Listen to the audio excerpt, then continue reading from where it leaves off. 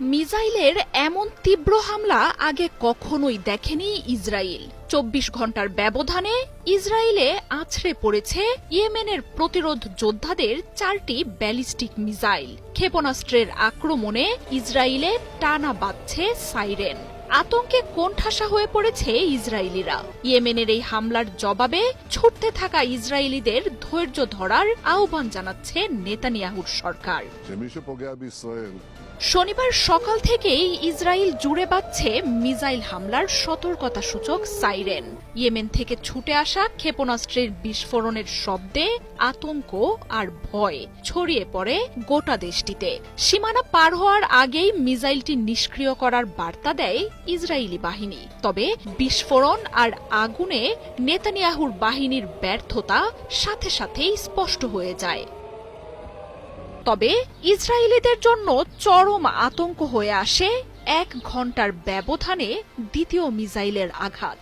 গণমাধ্যমগুলো বলছে, ক্ষেপণাস্ত্র হামলার ঘটনায় শহরটিতে থাকা ১৫ লাখের বেশি মানুষ প্রাণ বাঁচাতে নিরাপদ আশ্রয়ের খোঁজে ছুটতে থাকেন।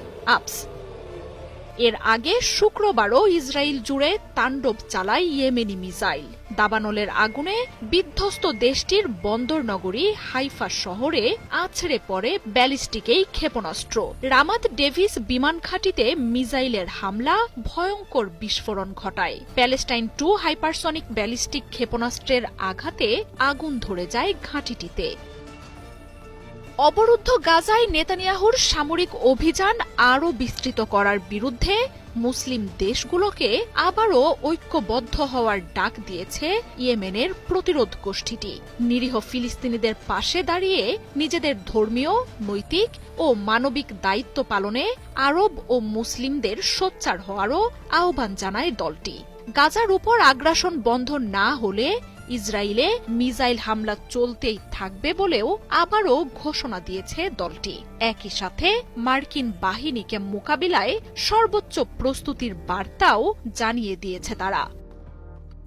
ইয়েমেনের বেসামরিক নাগরিকদের উপর মার্কিন হামলার বিরুদ্ধে যেন অগ্নিরূপ ধারণ করেছে দেশটির প্রতিরোধ দল। ট্রাম্পের বাহিনীর আগ্রাসনের বিপরীতে ইসরায়েল জুড়ে যেন নরক নামিয়ে আনার মিশনে নেমেছে প্রতিরোধ যোদ্ধারা। একদিনে ইসরায়েল জুড়ে ছুড়েছে ৪টি মিসাইল। ইসরায়েলি গণমাধ্যমগুলো এরই মধ্যে ইয়েমেনের ছোড়া মিসাইলের এক মানচিত্র প্রকাশ করেছে, যেখানে দেখা গেছে নেতানিয়াহুর দেশটির প্রতিটি কোণই রয়েছে প্রতিরোধ দলটির মিসাইলের আওতায়।